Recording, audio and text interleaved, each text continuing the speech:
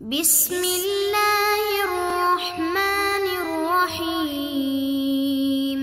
بسم اللہ الرحمن الرحیم۔ السلام علیکم عزیز طلبہ کرام، امید ہے آپ حضرات خیریت سے ہوں گے۔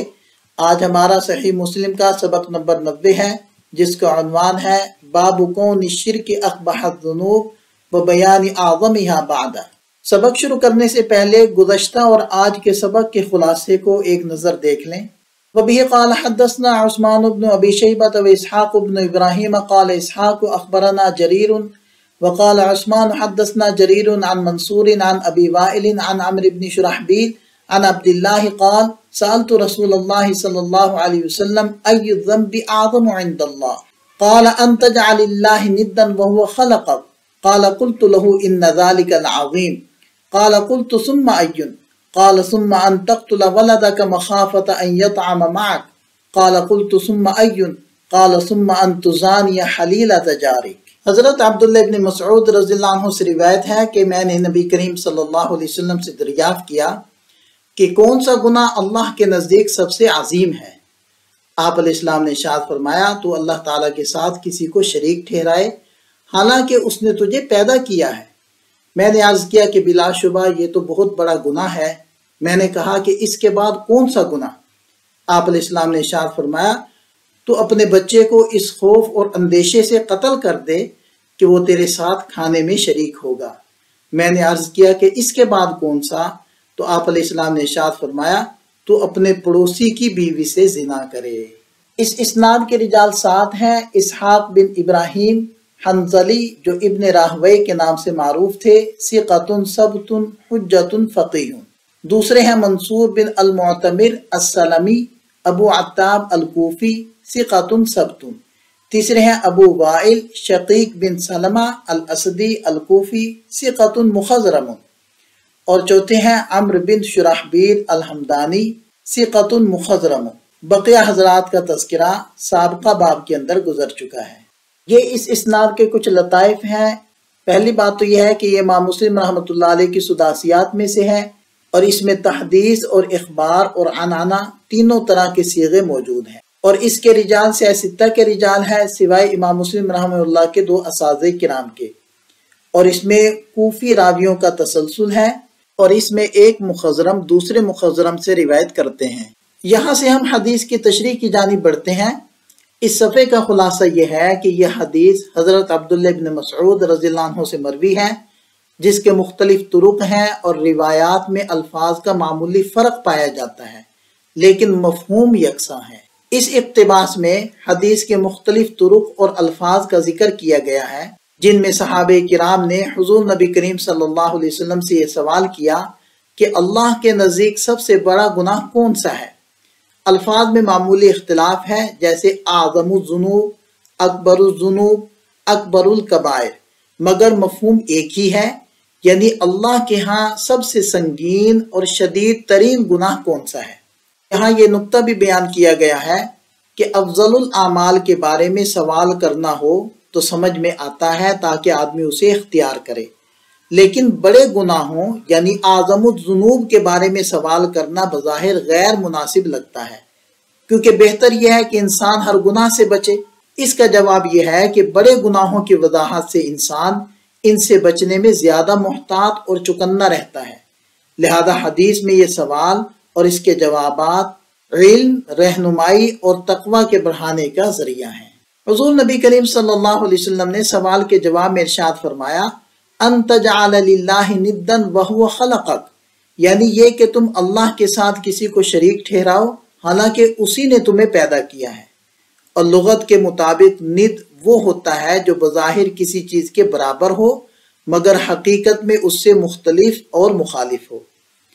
اور یہاں وہو خلقک کا مطلب یہ ہے کہ اللہ تعالیٰ اکیلے نے تمہیں پیدا کیا، اس میں کسی دوسرے کا کوئی عمل دخل نہیں، تو پھر عبادت اور بندگی میں کسی کو اس کا شریک بنانا بدترین ظلم ہے۔ امام قرطبی رحمہ اللہ کی تشریح کے مطابق یہ بات سورۃ البقرہ آیت نمبر 22 کی تفسیر کے موافق ہے، فَلَا تَجْعَلُوا لِلَّهِ أَنْدَادًا وَأَنْتُمْ تَعْلَمُونَ، یعنی تم جانتے بوجھتے ہوئے اللہ کے لیے شریک نہ ٹھہراؤ۔ حضرت ابن مسعود رضی اللہ عنہ نے فرمایا کہ میں نے حضور نبی کریم صلی اللہ علیہ وسلم سے عرض کیا کہ یقیناً یہ بہت بڑا گناہ ہے، یعنی اللہ تعالیٰ کے ساتھ شریک ٹھہرانا بہت بڑا گناہ ہے۔ پھر انہوں نے پوچھا کہ اس کے بعد کون سا گناہ سب سے بڑا ہے؟ تو آپ صلی اللہ علیہ وسلم نے ارشاد فرمایا پھر یہ ہے کہ تم اپنے بچے کو قتل کر دو اس خوف سے کہ وہ تمہارے ساتھ کھانے میں شریک ہوگا۔ اور فتح الباری میں امام ابن حجر رحمہ اللہ نے فرمایا اس کا مطلب یہ ہے کہ یا تو رزق کی کمی کی حالت میں انسان اپنے آپ کو ترجیح دیتا ہے یا پھر بخل کرتا ہے حالانکہ مال موجود ہوتا ہے۔ عربوں کی عادت کے مطابق چونکہ وہ زیادہ تر فقر و فاقہ کے خوف سے اولاد کو خصوصاً کھانے کی شراکت کے اندیشے سے قتل کرتے تھے، اس لیے حدیث میں کھانے کا ذکر خاص طور پر کیا گیا۔ امام قرطبی رحمہ اللہ فرماتے ہیں کہ یہ عمل عظیم ترین گناہوں میں سے ہے، کیونکہ یہ ایک ایسی جان کا قتل ہے جو شرعاً محترم، طبیعتاً محبوب اور عمومی طور پر باعث رحم ہوتی ہے۔ یہ اس کی جہالت، بخل، سنگ دلی اور قساوت قلبی کی انتہا کی علامت ہے۔ قرآن کریم نے بھی اس عمل کو سختی سے منع فرمایا، جیسے کہ سورہ انعام اور سورہ اسراء میں آیا ہے کہ فقر یا اس کے خوف سے اپنی اولاد کو قتل نہ کرو۔ سورہ تکویر میں ان بچیوں کا ذکر ہے جنہیں زندہ درگور کیا جاتا تھا، جو کہ عربوں کی جہالت، فخر اور غربت کے خوف کا نتیجہ تھا۔ ان سب صورتوں سے واضح ہوتا ہے کہ زمانے جاہلیت میں لوگ غربت، عار اور ناپسندیدگی کی بنیاد پر اولاد خصوصاً بچیوں کو قتل کر دیتے تھے، جسے اسلام نے سختی سے روکا اور اسے کبیرہ گناہوں میں شمار کیا۔ حضرت ابن مسعود رضی اللہ عنہ نے حضور نبی کریم صلی اللہ علیہ وسلم سے سوال کیا کہ شرک اور اولاد کے قتل کے بعد کون سا گناہ سب سے بڑا ہے؟ تو حضور نبی کریم صلی اللہ علیہ وسلم نے فرمایا یہ ہے کہ تم اپنے پڑوسی کی بیوی سے زنا کرو۔ لفظ حلیلہ سے مراد وہ عورت ہے جو کسی مرد کے نکاح یا ملکیت کے ذریعے حلال ہو، اور جار سے مراد وہ شخص ہے جو ہمسایہ ہو یا کسی معاہدے کے تحت پناہ میں ہو۔ زنا خود ایک کبیرہ گناہ ہے، لیکن جب یہ گناہ پڑوسی کی بیوی سے کیا جائے تو اس کی قباحت اور بڑھ جاتی ہے، کیونکہ اس میں نہ صرف بدکاری بلکہ پڑوسی کے حق کی کھلی خلاف ورزی اور اس کی عزت کی پامالی ہے۔ یہ شرعی اور اخلاقی لحاظ سے انتہائی قبیح فعل ہے۔ جاہلیت میں بھی لوگ اپنے پڑوسیوں کی عزت کی حفاظت کو باعث فخر سمجھتے تھے اور ان کی خواتین کی حرمت کا خیال رکھتے تھے۔ اس حدیث سے واضح ہوتا ہے کہ شریعت مطہرہ میں پڑوسی کے ساتھ خیانت کرنا، خاص طور پر اس کی بیوی سے زنا، کبیرہ گناہوں میں شمار ہوتا ہے اور نہایت شدید جرم ہے۔ امام نووی رحمہ اللہ فرماتے ہیں کہ حضور نبی کریم صلی اللہ علیہ وسلم کا تزان یا حلیلہ تجارک فرمانا، یعنی پڑوسی کی بیوی سے زنا کرنا، صرف بدکاری نہیں بلکہ اس میں اس عورت کو اس کے شوہر سے برگشتہ کرنا، اس کے دل کو اپنی طرف مائل کرنا اور شوہر کی اس ازدواجی زندگی کو تباہ کرنا بھی شامل ہے، جو کہ نہایت قبیح اور شدید جرم ہے، کیونکہ پڑوسی سے حسن سلوک، اس کے اہل خانہ کی حفاظت اور اعتماد کی توقع رکھی جاتی ہے، اور جب کوئی شخص انہی اقدار کو پامال کرتے ہوئے اس کے ساتھ خیانت کرتا ہے تو اس کا گناہ اور بھی بڑھ جاتا ہے۔ قاضی ایاز رحمہ اللہ فرماتے ہیں کہ حضور نبی کریم صلی اللہ علیہ وسلم نے ان تین بڑے گناہوں یعنی شرک، اولاد کا قتل اور زنا کو اس لیے بیان فرمایا کیونکہ یہ اعمال دور جاہلیت میں رائج تھے۔ اہل عرب بچیوں کو یا تو غیرت اور جنگی قیدی بننے کی رسوائی کے ڈر سے یا فقر و فاقہ کی بنا پر زندہ دفن کر دیتے تھے، جیسا کہ قرآن مجید میں خشیت املاق کے الفاظ سے وضاحت کی گئی ہے۔ لڑکوں کو اس لیے زندہ رکھتے تھے کہ ان سے طاقت، تحفظ، قبیلے کی کثرت اور نام و نسب کے باقی رہنے کی امید ہوتی تھی۔ قرآن نے ان کے اس طرز عمل کی شدید مذمت کی ہے اور ان تین گناہوں کو سب سے بڑے گناہوں میں شمار کیا ہے۔ یہ حدیث متفق علیہ ہے اور دیگر ائمہ حدیث نے بھی اپنی اپنی کتب میں اس حدیث کو ذکر کیا ہے، جس کی تفصیلات یہاں درج۔ اس مسئلے کی تیسری بحث میں اس حدیث کے چند اہم فوائد بیان کیے گئے ہیں۔ ان میں سب سے پہلا فائدہ یہ ہے کہ اس حدیث میں سب سے بڑے گناہ یعنی شرک کی وضاحت کی گئی ہے۔ دوسرا فائدہ یہ ہے کہ گناہوں میں درجہ بندی ہے، بعض گناہ بہت بڑے اور بعض کبائر اور بعض چھوٹے ہوتے ہیں۔ امام نووی رحم اللہ فرماتے ہیں کہ سب سے بڑا گناہ شرک ہے جس میں کوئی شبہ نہیں، اس کے بعد ناحق قتل کا درجہ ہے۔ امام شافعی رحم اللہ نے بھی یہی بات کتاب الشہادات میں ذکر کی ہے۔ زنا، لواطت، والدین کی نافرمانی، جادو، پاک دامن عورتوں پر بہتان، جہاد کے میدان سے بھاگنا اور سود خوری جیسے گناہوں کی شدت اور درجہ بندی حالات اور ان سے پیدا ہونے والے مفاسد کے اعتبار سے مختلف ہو سکتی ہے۔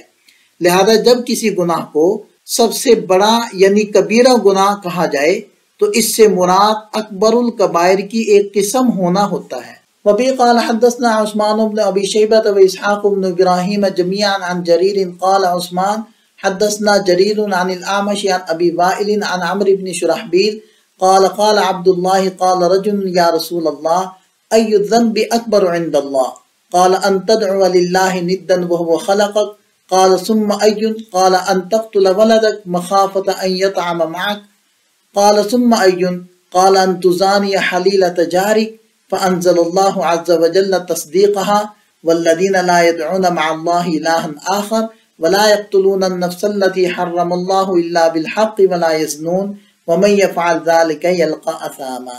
حدیث پاک کا ترجمہ تو ہم پہلے کر چکے ہیں، البتہ آیت مبارکہ کا ترجمہ ہم کر لیتے ہیں۔ تو پھر اللہ تعالیٰ نے اس کی تصدیق نازل فرمائی، اور جو اللہ کے ساتھ کسی بھی دوسرے معبود کی عبادت نہیں کرتے اور جس جان کو اللہ نے حرمت بخشی ہے اسے ناحق قتل نہیں کرتے اور نہ وہ زنا کرتے ہیں، اسے اپنے گناہ کے وبال کا سامنا کرنا پڑے گا۔ اس حدیث کے راوی 6 ہیں، جن میں سے 5 گزشتہ سند میں مذکور ہیں، جبکہ ایک نئے راوی سلیمان بن مہران الاعمش ہیں جو جلیل القدر ہیں، ثقہ ہیں۔ حدیث میں بیان ہوا کہ حضور نبی کریم صلی اللہ علیہ وسلم کی بات کی تصدیق میں اللہ تعالیٰ نے قرآن کی آیت نازل فرمائی۔ امام ابن حجر رحم اللہ فتح الباری میں فرماتے ہیں کہ اگرچہ قرآن کی آیت میں قتل اور زنا مطلق بیان ہوئے ہیں، لیکن حدیث میں ان دونوں کی تخصیص کی گئی ہے۔